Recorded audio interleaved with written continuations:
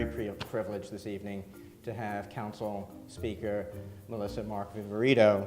An organizer, and I still consider myself an activist. But now you're organizing 52 right, for Stray Cat. Right. Look at it from the perspective of participatory governance, right? How do we bring in the constituents and the communities and the organizations that we work with and that we represent into the decision-making process? And that really is something that has changed my perspective, and I've very much embraced it. And when we look at anything that we're doing right now, I really look at it through that lens of, particularly when you talk about land use and when you talk about planning and when you talk about community development, is like, how do you actually bring these organizations into the fold and organize on the ground to get the support to really help make the decisions that we need to make each and every day? And do you think there is a evolving model for the process for land use change?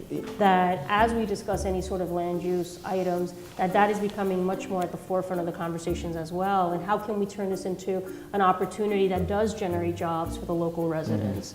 That does basically bring in more capacity into that community. We've engaged the community in a conversation about what is zoning, one, and just having an understanding, but two, what kind of development do you want to see in the community?